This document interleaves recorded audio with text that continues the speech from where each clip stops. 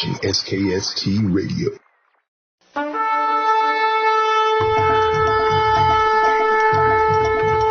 Cammy's Closet, Cammy's Closet, Cammy's Closet, an upscale resale clothing, vintage clothing, handbag, and shoes online store. Cammy's Closet, spelled with a K, not with a T, is a small upscale resale boutique that carry gently used name brand clothing, vintage clothing, shoes, and handbags. Cammy's Closet is all about rediscovering, upcycling, and selling clothes of all kinds. Cammy's Closet believes it's an underappreciated form of clothing, and they started a win-win for everyone. The true value of resale. Cammy's Closet is very aficionado, passionate about rediscovering, upcycling, and reselling upscale resale and vintage clothing of all kinds.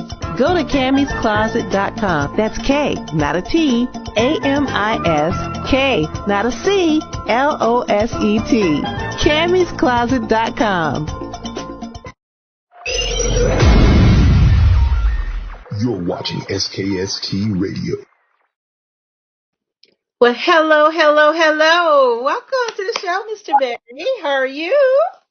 Hey, Cammy, how are you? I'm wonderful. Thank you for having me. Well, I am excited to have you. Thank you so much for spending your evening with me for a little while.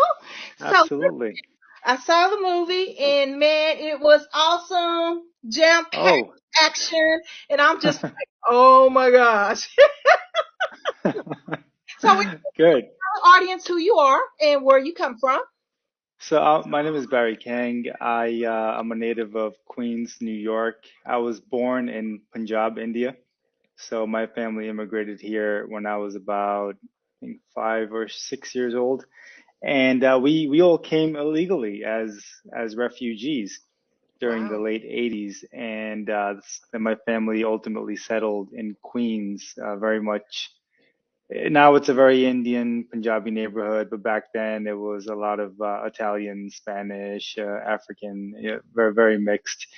So that's how I grew up. I grew up in this ethnic community, and I did all the right stuff. Went to school and got my graduate degree, but somewhere along the line, I caught the acting bug. Nice. I wanted to be an actor, and so I went down that path. And I quickly realized how difficult it is for ethnic artists and actors here in America to get the opportunities that we deserve and that we want. Right. So then I was, someone gave me the good advice that, hey, instead of competing with all these other people, you should be creating, you should be writing your own stuff, doing your own thing. And I said, that makes sense. Let's do that. Let's create some opportunities instead of just doing what actors do a lot, which, I was auditioning a lot, and it's tough. It's tough. I feel for actors, being one, how difficult it is to go out there and compete for a role when there's thousands of other people competing for the same thing. So that's what led me into writing and directing. And then my first film came about in 2016 or 2017, around that. And so that one led me to the next one. That gave me enough courage to do something bigger and badder. And it takes one time, Yeah. So that's how The Scrapper came about, and it's very much inspired by my own background a bit. How Punjabis get through America, especially illegal Punjabis and those communities. And then I learned about this crazy connection between the Punjabi and Mexican communities, which started, believe it or not, 100 years ago when they were both early immigrants in California. Mm-hmm. So it was usually Mexican women would come to work the farms, and Punjabi men were coming to work the farms in California, and they kind of started commingling, Mm-hmm. and that led to this whole subculture of Punjabi-Mexican families, and I had no idea. I was wondering how you came up with that. I didn't. I didn't. I don't think you can come up with those things. So that's very much a part of American history. And when I learned about that, I said, hey, I want to learn more about this. And if I didn't know about it, I bet a whole bunch of other people don't know about it. And then, unfortunately, that's kind of fading away, those Punjabi-Mexican families. But the connection that's very much alive nowadays is a lot of Punjabis come through the Mexican border illegally. Wow. And so they get, jumbled up with the cartels and the bad guys there. There's a lot of, not a lot, but you hear reports about money laundering and drug running, and Punjabis getting involved. It's inevitable when you have to come via that route. A lot of people get roped into those things. And I'm very much into crime, thriller, suspense movies, and so that's how this whole thing came about. So how long did it take you to write this whole story and to actually get it on film? To write, maybe about, if I just added it all together, I did it over the course of a few years, but it wasn't like I was writing every day full time. Maybe I think 6 months, I would say, if I added up all my hours, probably 6 months to write the story. And then it took about a year to get people together and get enough courage and get enough kind of get enough dollars together to get this thing made. I'm working outside the studio systems. I don't have financiers. I don't have backing like that at the moment. So it was really a grassroots effort and kind of putting everything I had into this and finding the right people. A few people from my last project came on board with this one, especially my cinematographer. So he's the one that shot the film. And then finding the actors, that took some time. From writing the script and then getting it done with post-production, about 3 years, maybe 3.5, because COVID happened while we were shooting. Yeah. We shot most of the film right before, but there was about 20-30% left. So that was a little tricky. That was a little tricky and scary, going out there shooting. We didn't know what was gonna happen, but I said, hey, we did this much. You gotta do it. You gotta finish it. So that delayed things a bit, but it's first world problems. We have it good. Wow. Yeah. Well, I actually have the trailer. If you don't mind, we'll look at the trailer and let people get an idea of what we're talking about. Oh, let's do it. Let's see. Let me try it one more time here.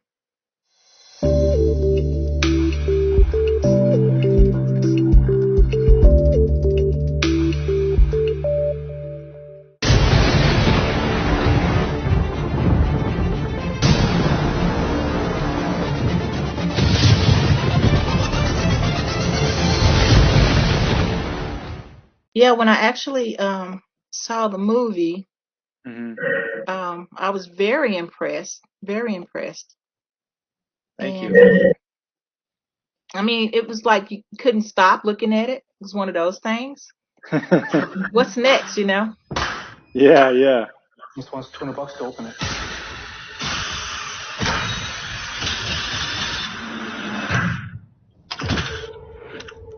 I'll take the safe. Gonna sell the metal anyway. Thousands of Punjabis cross the U.S.-Mexico border every year, and it's all controlled by the cartels. In exchange, the Punjabi bosses let them use their trucks to smuggle drugs all across the country. It's a shame. Are you working again today? You allow us to bring our people across the border, and now we clean your money. I want us to move upstate. Whose money is it? You leave my sister and the yard alone. We don't need your business anymore. You got a lot of sauce. All the other one get away. You want to tell me why some two-bit scrap paid me $100,000? My own money. Country's getting out of this world. Oh, I felt that. Like it, brother. Paid with interest. Bring this through Jake. What's this about?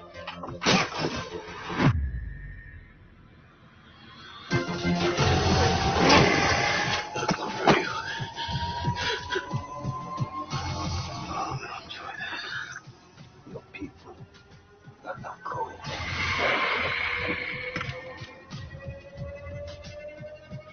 I'll finish what I started. That gun of yours.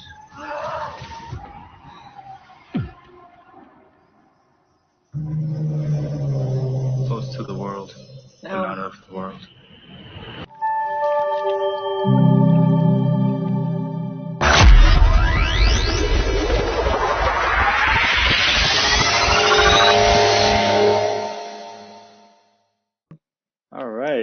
Thank So you. you had not only one bad guy to hate, you had two bad guys to hate, and they both were like, I hated them both.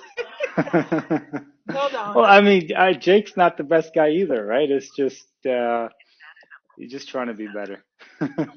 Hold on. Let me figure out how to stop this now. Okay, let's see what I have to do here. I got too excited, I guess. No, it's fine. Let me. Did I do it? Nope, I didn't. Hold on. Let's go on to the next video, I guess.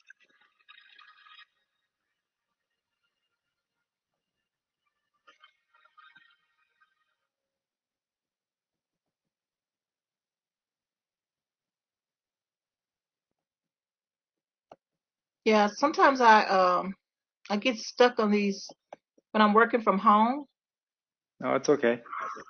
and I can't get it off. Hang on.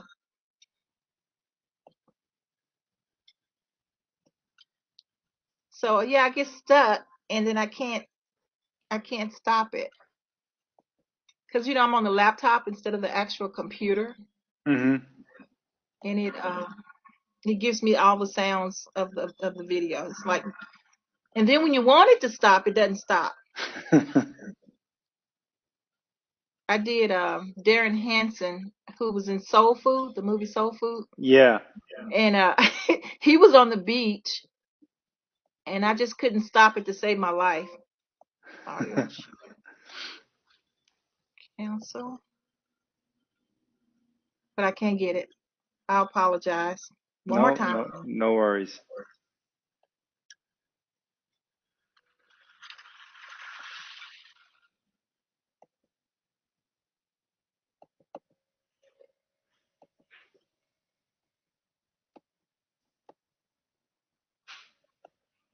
No, I don't understand why I can't stop it.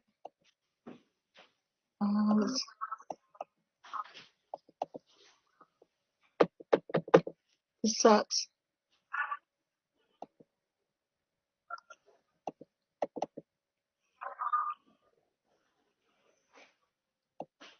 We're looking at another video. It's still going? It says screen share can't cancel. And I don't know why it won't cancel. I mean, I don't see anything here. I don't either. Did I get it?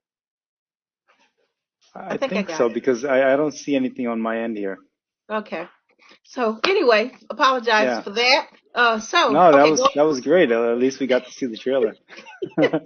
So okay, going back to the bad guys. How did you cast for these two bad? I mean, not one but two bad guys that you love to hate at this point. Yeah, so casting is really tough for smaller movies because we were union. I mean, and most of the actors are union, and casting is really hard. I just always been on the hunt from when I came up with the idea of who I would want to play that role. But I knew whoever I wanted, my dream cast, I knew I wasn't going to get them. It's just a lot of those people are out of reach, especially when you're doing smaller films. And not that they don't want to do it, it's just, the production budgets just don't support it. Right. And so I did have an idea of, okay, this is the kind of actor I want, and maybe these actors will be good for it. So, and then I would just kind of throw out my net and try to find people that I knew. But what really saved us was we finally got a casting director, Mia Cusumano and Megan Rafferty here in New York, and they're both wonderful ladies, and they do an amazing job, and they really help to bring everything together. But ironically, the two bad guys, Samrat and Teji, the two Punjabi brothers, those guys I found on my own, and just because there's not enough. There's hardly any Indian Punjabi actors who are doing those kinds of roles, Right. Whenever you see a South Asian, not whenever, I shouldn't say that, but a lot of times it's comedy. It's usually towards comedy. Oh And yeah, and not so drama like this. when these guys got the script, they were like, "Oh my God, this is awesome. I would love to play a bad guy." Right, right. They don't get these kinds of roles, unfortunately, here in Hollywood, or even the independent scene. So that was one of the things when I was writing. I said, I want to be true to these characters and really find, write some stuff Mhm, mhm. for my people. That's To be able good. to, yeah, to be able to write, to be able to do this kind of work. So when I reached out to Deji and Samrat, uh, they read the script and they loved it, and so they were like, yeah, we got to do this. Let's make this happen. And yeah, that's how it all kind of fell together. Yeah, I loved it. I absolutely loved it. Now, the lady who played your wife, she Yes, was Kit. great. She was Kit, great. yeah. And Yeah, she's so, she's very good. She's actually a friend. She's a family friend. She's a friend of my wife Monica. They used to work together. I mean, she's an actress, Ava. She's a professional actress, but they worked together in the past. And Monica, my wife, said, "Oh, did you think about her?" And then my producer saw her picture, and he's like, "Oh yeah, she'd be great." So we got her, and she did the audition and everything, and it worked out real nice. well, it seemed like everyone you had gelled together really, really well. And so, Yeah, that's the that's part very that important. it Yeah, that's was. very Yeah. important. Yeah, because if you don't have that, they say chemistry or whatever it is, that uh, that secret sauce, Yes, yes. if you could be great, but if that's missing, that charisma between the people and the actors, if you're missing that, then it might not work. And that, thank God, it all just fell together in the end. And that the credit goes to the actors. They Yeah. showed up, they did their work, and yeah. So what's next for you? What is your next project? I'm continuing to do this kind of work. I'm very much interested in exploring these characters who are on the fringes of society, these underdogs. Maybe that's just kind of influenced by the way I grew up, or maybe I felt like an underdog sometimes. I Hmm. had I had a very privileged life. I mean, we were able to come to America. My family was able to settle down, but I've always felt kind of on the sideline. Hmm. And things luckily worked out for us, and so now I'm able to do what I wanted to do. But I just those characters really, I'm really attracted to those characters. So the next feature film that I'm writing is also about that type of character. And yeah, I'm working on the next film. Trying to get it finished. The writing is the most difficult part of it. It's Yeah. also, I think, the most enjoyable because it's all up here. You can do Hmm. whatever. You can make Hmm. all the mistakes you want. Hmm. Hmm. Sometimes you can take the time. So it's good to get it all figured out up here and on paper before you show up to work. Well, it was so cool. He was like the hero, and then when he made way with what he made way with, it's kind of like, oh, Yeah. now he's a bad guy too. Yeah, well, I'm glad you felt that way because that was my intent, is that to kind of show what we're capable of in Yeah, the end. I mean, he wants to be a good guy, but he I don't know. tried. Can we really change who we are? I mean, Right. maybe up until things push you right back to what you were doing before. And yeah, granted, the circumstances got pretty rough for him, but Hmm. you always have a choice, right? Yeah, yeah. You always have a choice, no matter how hard it gets, or how crazy people get around you. But at the end of the day, your actions are in your hand. Yeah, He didn't have to go do what he did. yeah. Well, but then like how it was very well organized, where he understood that he had to get out that situation. Yeah. So the goal and the dream and the plan, it Hmm. really, really worked because Oh, it good, was like good, a real life something. You know what I mean? You can't nice. expect your environment to change if you Hmm. don't. And Yeah. sometimes you have to remove I like that you're arguing for him and I'm arguing against him. that means it worked. So that's it good. did. It That's really good. did. I'm So, glad. I'm glad. Yeah. so now, I think people feel his pain in a way, yes, and we can yes. all relate to it because who hasn't been in a situation where, you just want to do better. I mean, that's Yeah, all. and it made it so believable, Good. it's kind of like, okay, I want to see the sequel. I'm ready for the next one. What happened after that? Oh no, Uh, there's no sequel. There's no sequel. Maybe so when Hollywood comes calling, I'll do like, Scrapper 1, 2, 3, 4, 5, 10. exactly. Think about that though. It was just that good. People might Yeah, want thank you. more. I mean, I Thank I you. wanted Thank you. more. So yeah, it's one of those type of things. So Yeah. okay, what type of inspiration can you give to a fellow actor slash director? Uh, don't wait for permission. Don't let people tell you what you can and you can't do. Just get out there and do what you can with what you have. And with every step, it gets better. And hopefully, people will connect to it because at the end of the day, we don't do this just for ourselves. But don't be scared to make things and just put it out there. Even if it doesn't work, you'll get some feedback and you'll get better. Yeah, like Yeah. absolutely, absolutely. So now at this point, you have the film. When will it Yeah. be coming out for people to see? How do people get the chance to see it? Tomorrow. So it's releasing, Tomorrow. December 7th, which is in a couple of hours. It's going to be available on all the VOD platforms like the iTunes and the Amazons of the world for now.